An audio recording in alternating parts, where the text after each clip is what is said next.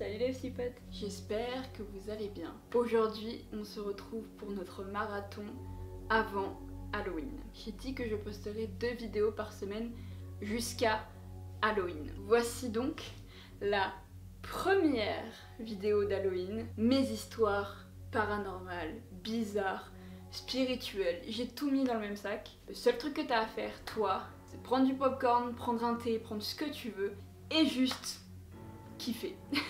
La première partie, on va dire que c'est mes expériences de mort. La deuxième partie, on va dire que c'est mes expériences paranormales ou avec des gens dans ce milieu-là. Et la troisième partie, ce sera plus le côté spirituel. Ah, j'aime tellement pas cet endroit. Première expérience de mort qui m'est arrivée, il faut savoir que j'ai failli mourir plein de fois, ok? Parce que je suis une fille qui est très maladroite. Et honnêtement, je dois avoir un putain de bon ange gardien parce que... Waouh. Je vais vous raconter une pour laquelle je ne sais toujours pas comment ça se fait que je suis encore là en face de vous. Parce que... Waouh. Pour vous resituer le contexte, j'étais chez mon tonton. Ça devait être un truc genre fin de l'été peut-être, où il faisait plus ou moins chaud. Et mon cousin, mon frère et moi, on se dit... Tiens, si on allait dans les bottes de paille. Vous savez, les trucs qui sont empilés les uns sur les autres, là, qui sont ultra hauts, qui doivent faire au moins... faudrait que je cherche. Et je vais vous mettre une image pour vous montrer à peu près la hauteur à laquelle on était. Juste là. Approximativement, je dis bien approximativement parce que je me rappelle plus bien. Je sais que c'était haut, c'est tout. Je sais pas si vous êtes au courant, mais aussi les ballotins de paille, dès qu'on s'en approche, on a comme une sensation genre d'étouffer un peu. C'est normal parce que c'est tellement comprimé en fait que l'oxygène ne passe pas. Bref, c'est ultra compliqué. Mais au moins, je vous mets dans le contexte direct. Donc, on monte les ballotins de paille, on s'amuse, on fait les cons, machin, tout ça. Bref, à un moment donné, t'as mon cousin qui dit à mon frère et à moi, il y a un trou. Du coup, je l'entends, je le perçois, je l'entends, je sais qu'il y a un trou. Et au lieu de sauter, mon corps, et je sais pas ce qu'il fait, mais en gros, je tombe dans le trou. Sachant que je vous rappelle que la hauteur est approximative à ça. Je suis tombée sur le cœur et je ne comprends même pas comment j'ai pas pu me casser une côte. Je comprends pas comment j'ai pas pu me casser mes tibias, mon genou ou peu importe parce que vous savez que j'ai des genoux très sensibles. Alors je comprends pas pourquoi je n'ai pas pu me péter un genou alors qu'en courant après une pote je me suis niqué le genou. Il va falloir m'expliquer alors que là j'avais une chute de je sais pas combien de mètres. Et même je suis tombée sur le cœur quoi, mais genre violemment quoi, donc incroyable, bref, incroyable. Je n'avais rien, absolument rien. Le problème c'est que j'étais du coup enfermée entre ces ballotins de paille et ma respiration devenait de plus en plus compliquée et difficile. J'avais avec moi toujours mon petit gobelet en plastique rempli de chips, ça par contre j'y tenais, hein. Mais vraiment quand il y a de la bouffe en jeu, moi c'est... je lui ai sauvé la vie. Lui il n'avait pas trop résisté à la chute malheureusement, mais je le tenais toujours. Hein. Ce qui se passe, c'est que je vois, alors que normalement dans les ballotins de paille il n'y a jamais d'ouverture, je vois une petite ouverture comme ça entre 2 ballotins, pour de vrai. Par chance, ou je sais pas, j'étais très maigre quand j'étais jeune, je vous mets une photo pour que vous puissiez constater l'effet. J'étais très maigre et je réussis à passer entre ce petit espace de rien du tout, hein, clairement de rien du tout, avec mon gobelet de chips, et vraiment je passe le gobelet de chips en priorité. C'est-à-dire que la bouffe est prioritaire sur moi-même. Mais ça me fait rire, mais c'est complètement con en fait, genre j'avais quel âge, je sais même pas quel âge j'avais. Bref, mon père il arrive en panique forcément, de ce que je me rappelle, et il me fait faire des trucs là, comme ça là. Bref, laisse tomber, c'était un bordel. Déjà, rien que là, tu te dis, la meuf elle a un problème dans le coco. Hein. Là, on arrive à un stade vraiment... Deuxième fois où j'ai failli mourir. Et cette fois-ci, j'ai vu la mort défiler sous mes yeux. Il faut savoir que j'ai appris à nager et à faire du vélo très tard. Pourquoi? Je n'en sais rien. Peut-être parce que j'ai toujours eu peur de l'eau et ce qui m'est arrivé, ça ne m'a pas aidé. On était un après-midi chez ma tante avec ma mère et mon frère. C'était un été du coup. Et donc moi, j'avais ma ceinture que je mets là autour de mon ventre pour sauter dans l'eau. Je l'avais mise de côté parce que je crois qu'on avait goûté, etc. Et en fait, j'étais persuadée de l'avoir. Peut-être parce que j'avais trop l'habitude de l'avoir autour de moi. Et donc du coup, premier réflexe que je fais, je saute dans l'eau parce que je pensais avoir ma ceinture. Donc je saute, sauf que là, je me rends compte qu'il y a un petit problème. Que je remonte pas à la surface, ce qui est très bizarre. Et donc du coup, je commence à faire bon, ok, je commence à essayer de me débattre. Et je comprends tout de suite, en fait directement, que je n'ai pas ma ceinture. Donc je commence un peu à paniquer. ce qui est le réflexe de tout le monde, même si c'est le pire réflexe quand on est sous l'eau. Et j'essaie de me débattre, et en fait je commence à ce moment-là à voir le petit voile blanc, etc. et à voir ma vie défiler sous mes yeux.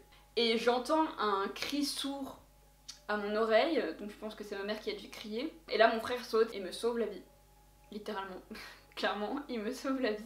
Ensuite il a dû m'arriver plein de fois où j'ai failli mourir, mais c'est des trucs que je dois pas me rappeler parce que je suis vraiment très maladroite comme personne, mais genre vraiment très maladroite comme personne. Et puis il y a aussi plein de fois où j'ai failli être renversée par des voitures. Mais une fois, l'année où j'étais en béquille du coup, avant de me faire opérer, c'était donc je pense en hiver, on sortait d'une sortie avec le lycée, bref, et il faisait nuit parce qu'on était en hiver. Donc moi j'étais en béquille et puis je vois qu'il y a un bus au loin et je me dis tranquille ça passe, tu vois, genre au calme. Les calculs sont pas bons, Amélia. Il me klaxonnait dessus et moi j'essayais de me bouger sauf que j'étais en béquille, je le rappelle. Je suis vraiment passée à ça. Et j'ai senti un truc qui me poussait vers l'avant, c'était incroyable. Et je me suis retournée directement après, et je voyais qu'il y avait personne, et vraiment, on pourra me dire tout ce qu'on veut, tu vois. Sur le coup, t'as pas le temps de le relativiser, t'as pas le temps de rationaliser les choses, enfin, tu peux pas, c'est pas possible, tu vois.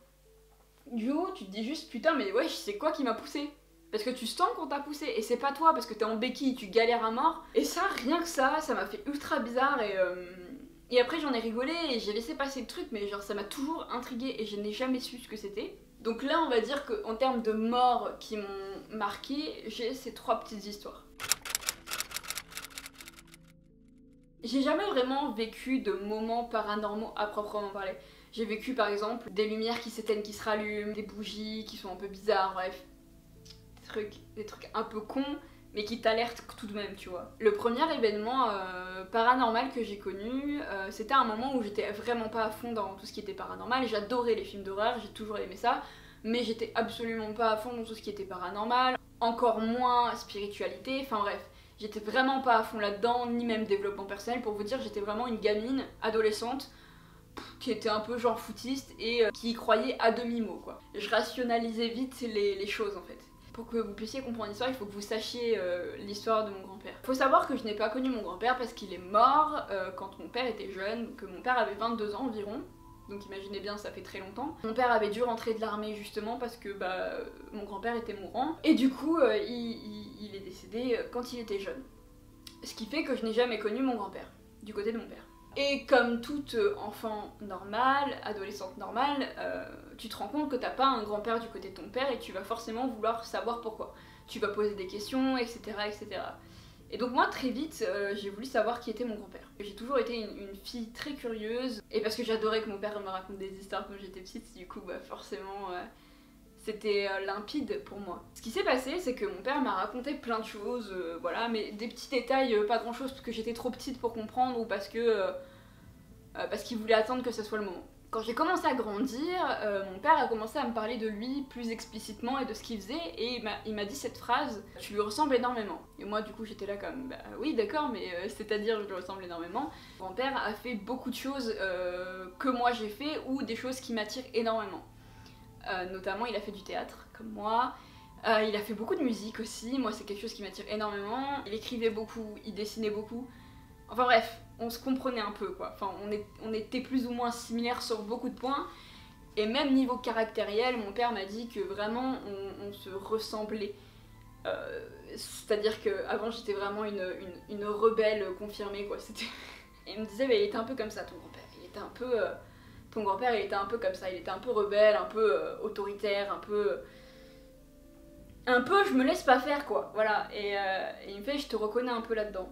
Et à ce moment-là j'ai voulu du coup moi de mon côté en savoir plus sur mon grand-père, et donc découvrir des choses que je voulais découvrir sur lui. Et c'est à ce moment-là que j'ai commencé à être de plus en plus fatiguée, que je commençais à avoir de moins en moins d'énergie. Je sentais qu'il y avait un truc qui me pesait, mais vraiment énormément. Je sais pas vraiment comment vous l'expliquer, il faut vraiment le vivre pour comprendre, mais c'était épuisant. J'avais l'impression qu'on me pompait mon énergie en fait, c'était incroyable. Et j'en suis venue à en parler avec un ami du théâtre, je sais pas comment ça s'est passé exactement, je me rappelle vraiment plus du contexte, mais il m'a dit écoute, je pense que ma mère peut t'aider. Et je lui ai fait mais comment ça elle peut m'aider? Elle fait les baguettes en fait. Vous savez, comme les baguettes de sourcier, voilà. Et du coup, je connaissais pas du tout le principe des baguettes, je connaissais rien de tout ça, moi, à l'époque, et du coup, j'étais là comme, bon, ok, d'accord, bah ouais, pourquoi pas, de toute façon, vaut mieux tester que pas tester, même si j'étais très sceptique, je vais pas vous mentir. On se retrouve dans un endroit qui est neutre, donc dans une espèce de plus ou moins forêt, et on commence à faire ce qu'elle doit faire. Elle m'explique plein de choses, comme quoi j'ai une aura, enfin un cercle d'aura autour de moi, etc., qu'il y a des âmes, enfin elle m'explique tout ça, elle commence à m'expliquer tout ça. Ça m'intéressait bien, enfin j'étais très intéressée par ce qu'elle me disait, mais toujours aussi sceptique, parce que bah voilà, relativiser, rationaliser les choses, évident. Et puis d'un coup, au bout de quoi, 20, ouais peut-être 15 minutes, 20 minutes, elle me dit, il y a un truc qui est bizarre. Et là, sur le coup, je comprends pas trop parce que bah, ça me concerne moi, du coup, moi je le vois pas, je peux pas le sentir, parce que je n'ai pas le don qu'elle a, et donc du coup, je suis là comme, comment ça, il y a quelque chose de bizarre.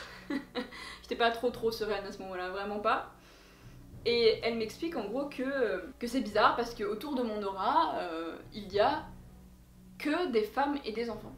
Il n'y a aucun homme. Je suis un peu interpellée tout de même parce que je me dis, mais attendez, comment ça, il y a que ça autour de moi et comment ça se fait? Puis après elle continue et puis elle me fait d'accord, j'ai compris pourquoi. Et là je commence à flipper. Et donc du coup elle m'explique qu'en fait ton grand-père il est à ta droite. Il est à ta droite ou à ta gauche, je sais plus ce qu'elle m'avait dit exactement. Et du coup bah moi instinct naturel je tourne ma tête des deux côtés parce que je me dis bah il est où? J'étais vraiment con hein.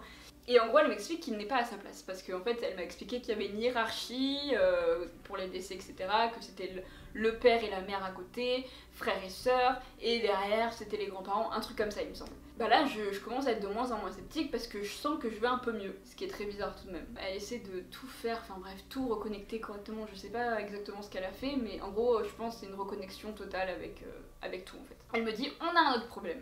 Je fais oh putain, qu'est-ce qui va se passer encore? Elle m'explique que mon grand-père est énervé. Et du coup, moi directement, j'ai un peu peur parce que je me dis, tu sais, moi je regarde des films d'horreur où il y a des cas de possession en mode Michel, il a possédé Michel parce qu'il était en colère, tu vois. Du coup, moi je commence à penser, ouais, mais mon grand-père il va pas me posséder quand même. Et bah non, c'est juste qu'il est derrière toi, à sa place, mais dos à toi. Et en gros, il te fait la gueule. Je fais, mais quoi? C'est possible ça?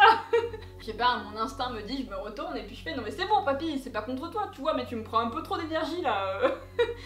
Mais vraiment la meuf con jusqu'au bout quoi, mais vraiment. Et du coup elle réussit à le remettre à sa place correctement, ça allait mieux tout ça. Et finalement il m'a passé un message que je ne dirai pas parce que c'est un message qui reste entre lui et moi et la personne qui m'a aidée. Et depuis je n'ai plus cet aspect d'avoir l'impression que mon cœur se serrait, qu'on me prenait mon énergie. J'ai plus jamais eu cette impression là. Ça c'est la première chose, on va dire, qui m'est arrivée de paranormal. Ou en tout cas être en contact avec l'au-delà. J'étais ici là dans ma chambre à l'époque, c'était quand j'étais en première. Ce qui s'est passé c'est que j'étais en train de pleurer le décès d'une amie de la famille qui était décédée il y a peu. Et donc du coup j'étais en train de pleurer toutes les larmes de mon corps puisque je trouvais ça injuste. Et j'avais ma lampe de chevet qui était allumée. Du coup j'étais dans mon lit, tranquillement, je pleurais tranquillement, jusque là rien d'anormal. Et là, d'un seul coup, j'ai ma lampe de chevet qui s'éteint et qui se rallume d'un coup. Donc là forcément je m'arrête de pleurer instant parce que ça me fait pas rire. Maintenant quand je vois ça, ça me fait rire, tu vois, je suis là comme oui bon c'est bon j'ai compris, vous êtes là, c'est bon, qui c'est cette fois-ci? Du coup je dis les prénoms et si ça clignote, ah ok c'est toi. Ok, au moment où ça m'est arrivé, j'étais là comme... Du coup premier réflexe, je commence à avoir très peur. Je commence à avoir très peur et du coup instantanément je me cache dans mon lit et je m'endors et je ne me réveille plus. Ça s'est vraiment passé comme ça. Un an après, je vous en avais déjà parlé mais j'ai perdu du coup ma tante. Un an après du coup je travaillais toujours avec mon tonton et je faisais le stand des fruits, donc je vendais les fruits et légumes, je faisais des grosses journées etc. Et puis un soir, il y a une dame qui arrive. Je vous mettrai la story en question pour que vous compreniez. Elle s'appelait Claude et elle avait 70 ans. Et ce qui est fou dans cette story, c'est que je dis cette chose, cette phrase, et je reste persuadée que cette rencontre n'est pas un hasard. Claude est venue au stand pour prendre des fruits.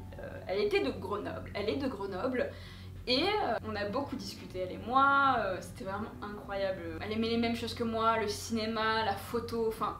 C'est tout de même incroyable de tomber sur quelqu'un qui fait les mêmes choses que moi, à l'endroit où ma tante habituellement travaillait quand elle était là. Tu vois où je veux en venir? Oui, je vois que tu vois où je veux en venir. Et en plus elle avait un appareil photo, tout ça. Et elle me dit un truc génial, elle me dit ouais il faut que je te prenne en photo, faut que je te prenne en photo, faut que je te prenne en photo. Je fais alors d'accord, elle me fait ouais mets-toi là comme ça derrière, on voit la pancarte, machin, tout ça, et puis elle prend la photo. Cette jeune femme reste avec moi très longtemps, il y a d'autres clients qui viennent, etc.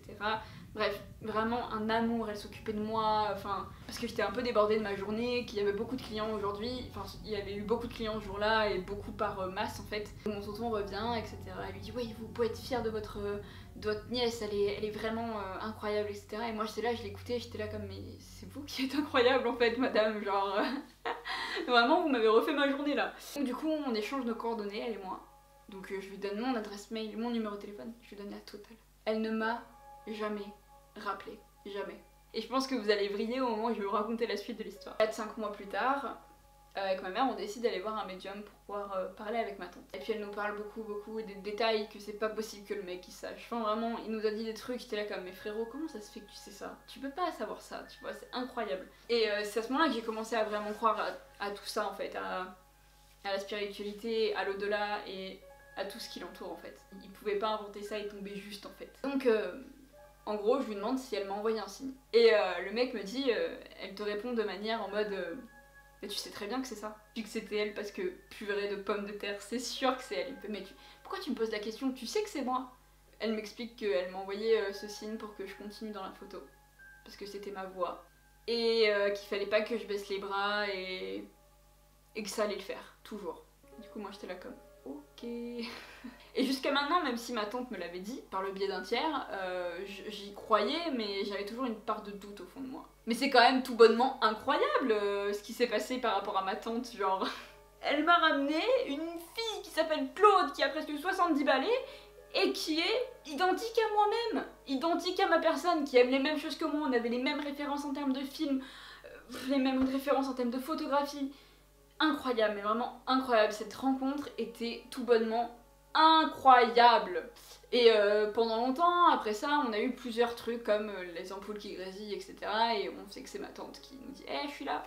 Enfin, on sait que, voilà, elle communique avec nous par le biais de ça. Dernièrement, je suis allée voir une voyante. Alors je sais que beaucoup de personnes vont être là comme sérieusement Amélia, machin, j'en ai rien à faire, c'est mon avis, mon opinion, ma vie. Dernièrement je suis allée voir une voyante, une amie de la famille, qui est incroyable, hein, tout bonnement incroyable, vraiment. Un amour, vraiment un sucre, c'est un sucre, cette femme elle est vraiment incroyable. J'étais très stressée à l'idée d'y aller parce que j'y allais pas vraiment pour savoir mon avenir à proprement parler, parce que de toute manière elle peut pas me dire oui il va y avoir ça tel mois machin, parce que c'est pas possible, elle peut pas te dire à quelle date ça arrive, mais elle peut te faire une estimation, elle te dit ce qu'elle voit quoi. Et après c'est toi qui tires les cartes, donc les cartes ne mentent pas. C'est à dire que peut-être que elle avec son pendule elle peut être tu vois voilà, mais en tout cas si tu tires les cartes ne mentent jamais les enfants, absolument jamais, parce que c'est ton énergie, parce que c'est toi qui l'as choisi. Si jamais tu es attiré par une carte, c'est qu'elle t'est destinée. Point. Donc on commence à parler, discuter, tout ça. La première chose qu'elle me dit, tu fais quoi comme... tu fais une activité, un métier, etc. Je lui dis, je suis photographe. Elle me fait ok. Avec son produit, il fait, c'est ta voix. C'est ta voix, c'est ce que tu dois faire. J'ai même pas eu le temps de parler et lui dire quoi que ce soit, ce que je voulais savoir, machin, elle m'a dit c'est ta voix. Et donc du coup j'étais là un peu choquée, tout ça, elle me fait ouais machin, est-ce que t'as des projets là-dedans, comme ça je peux te dire, et puis je lui explique, je récapitule tous les projets, tout ça. Elle me fait d'accord, ok d'accord, ouais de toute façon ça va marcher. Elle me dit que plus ou moins tous les projets que j'ai en œuvre vont marcher. Elle me dit vraiment je n'ai pas de choses négatives là sur le tapis. Du coup moi je suis assez choquée, c'est une période où c'est un peu compliqué pour moi, donc ouais je suis contente d'entendre ça et je prends en compte ce qu'elle me dit, mais j'attends que les cartes soient définitives pour savoir vraiment ce qui va se passer. Et puis elle me demande, enfin je lui demande, j'aimerais bien savoir si financièrement je vais m'en sortir, etc. et tout. Je voulais pas parler forcément du sentimental parce que j'en avais absolument rien à faire, mais elle m'a dit je sens qu'il faut qu'on parle du sentimental. Et là d'un coup j'ai commencé à faire les os gros yeux, j'ai fait putain non, pas le sentimental, s'il vous plaît, je veux pas le savoir. Laissez-moi tranquille. Elle me fait je sais pas pourquoi, mais il y a une tension à ce niveau-là, il y a un truc qui est pas terminé, il y a un truc qui est... Et du coup moi je suis là comme mais non pas du tout, je vois pas de quoi vous parlez. Il y a un sentiment de trahison, pas du tout, mais je vois pas de quoi tu parles, vraiment. Incroyable, c'était c'était une discussion incroyable. Puis elle me fait, bon elle me donne des petits tips pour couper les liens en fait avec avec les personnes qui m'ont fait du mal, du coup je vais le faire. Et puis d'un coup, elle me dit je vais quand même te dire si jamais il y a quelque chose là au niveau de l'amour. Je suis oh putain non. En fait je veux pas savoir mais je veux savoir en même temps. Je suis trop curieuse pour dire je ne veux pas savoir. Mais d'un autre côté je suis là comme ouais mais j'ai la flemme d'être en couple. Faut dire bonjour, bonne nuit, bonsoir. T'as fait quoi aujourd'hui? Vas-y c'est bon, ça me fout les morts, ça m'énerve. On dirait Val qui est en train de parler frère mais ah. Elle fait bon là par contre t'es clairement pas prête hein, pour une relation. Je fais non, sans blague. Ça se saurait sinon. Et donc du coup bah on a parlé de ce côté sentimental, le reste je n'en parle pas, je ne le dis pas, je regarde que moi et la voyante en question ce qui s'est dit par rapport au sentimental, par rapport au financier etc. Mais je vous explique un peu comment ça s'est passé. Et donc je viens à faire un petit tirage de cartes, j'ai fait un très bon tirage. Et elle me dit comme ça mais je comprends pas pourquoi tu viens me voir là, c'est très bien ce qui va se passer là, qu'est-ce que... J'étais comme ça, j'en pouvais plus parce que ma vie ça me convenait pas il y a encore quelques temps. Je voulais rajouter une autre chose au côté paranormal qui s'est passé bien avant la voyante, c'était cet été, enfin depuis le confinement, cet été tout ça. Je me suis réveillée, je me réveillais souvent tous les soirs à 4h du matin, pour aucune raison. Il faut savoir aussi que je me sens souvent observée. Et qu'à 4h du matin, je me sentais très clairement observée. Il n'y a pas si longtemps, donc il n'y a même pas 2 semaines, j'étais tranquillement en train de vadrouiller dans mon couloir, ce couloir que je déteste tant. Ceci est mon couloir, et là d'un coup j'ai fixé un point. Et je sais pas pourquoi, je sentais qu'il y avait un truc qui m'observait de ce côté-là. Et en général, mon intuition ne se trompe que très peu, hein. Voilà, mes potes pourront vous le dire. Je me retourne et puis je regarde et puis... je dévie le regard parce que je me dis mais n'importe quoi. Pendant cette période-là, tous les matins à 4h du mat, je me réveillais. Vous n'êtes pas sans savoir que les événements paranormaux se trouvent entre 3h et 4h du matin. Ce n'est pas une nouvelle. Comment expliques-tu le fait que tu te réveilles à 4h du matin et que tu aies l'impression qu'on t'observe tous les soirs? T'as cette impression d'être oppressé, qu'on te regarde, enfin bref. Maintenant ça m'arrive de moins en moins, mais tout de même ça m'arrive encore de temps en temps. Par rapport à la voyante, je voulais aussi faire un petit débâclage du côté spirituel. Faut savoir que ça faisait quelques temps que je voulais aller voir cette voyante. Que mon intuition me disait d'aller, mais que j'avais trop peur pour y aller. Sauf qu'en réalité, il s'est passé des trucs un peu... qui m'ont un peu alarmée. Je vais vous lire ce que j'avais écrit parce que j'avais mis un carnet de bord justement par rapport à ça. Mon carnet se trouve là. J'avais écrit, c'était incroyable, hein. 19 septembre 2020.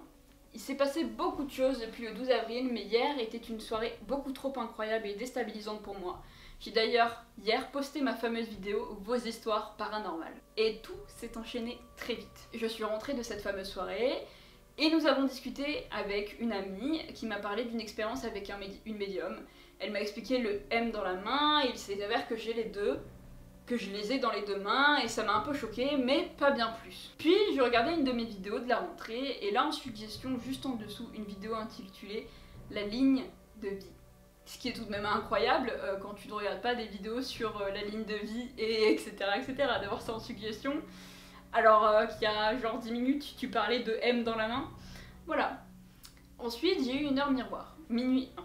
J'ai lu la signification et là, frisson instantané. J'ai regardé ensuite les impacts de la super nouvelle lune sur moi, parce que pour ceux qui savent pas, je fais les rituels de nouvelle lune. Et donc du coup, j'écris tout le temps à la fin, comme vous pouvez le voir peut-être là, voilà, vite fait, hop là, la nouvelle lune, etc. Machin, mes intentions, mes goals, mes vœux, etc. J'ai donc ensuite regardé les impacts de la super nouvelle lune sur moi. Il y avait écrit, c'est le moment de découvrir votre mission de vie. Suivre son instinct. Ça fait quand même beaucoup de coïncidences là. On est déjà à 3-4. Hein. Bon, je dis ça, je dis rien après. Hein. Vous voulez me croire ou pas, vous voulez me croire ou pas. Mais à un moment donné. Et comme je l'ai écrit, ça fait quelques temps que je pense aller voir la voyante, mais j'ai peur. J'ai également regardé mes gratitudes de cette nouvelle lune. Et j'avais écrit ce qui me reviendra viendra à moi. Merci l'univers. Et un jour après, paf, tout ça. Ce matin, je me réveille naturellement et regarde l'heure sur mon téléphone, il était 9h09, une autre heure miroir. Ça continue, ça parle de l'altruisme, le fait d'aider les autres, que c'est notre destin, etc. Et quand j'ai demandé le numéro de la voyante à mon frère, et que je lui ai envoyé un message, j'ai eu un frisson d'un coup. C'est très bizarre, sachez-le, parce que je n'ai absolument jamais de frisson à la base. Et là j'en ai de plus en plus, pas parce qu'il fait froid, c'est vraiment des frissons Il n'y a pas la chair de poule, c'est juste les frissons. Je ne saurais pas comment vous l'expliquer, mais c'est très très glauque pour moi. Voilà, voilà un peu tout ce qui s'est passé dans ma vie. J'espère que cette vidéo vous aura plu. Si vous voulez des updates par exemple de plein de trucs, ou si vous avez des questions etc, n'hésitez pas sur Instagram ou en commentaire pour me dire ce que vous en avez pensé. Et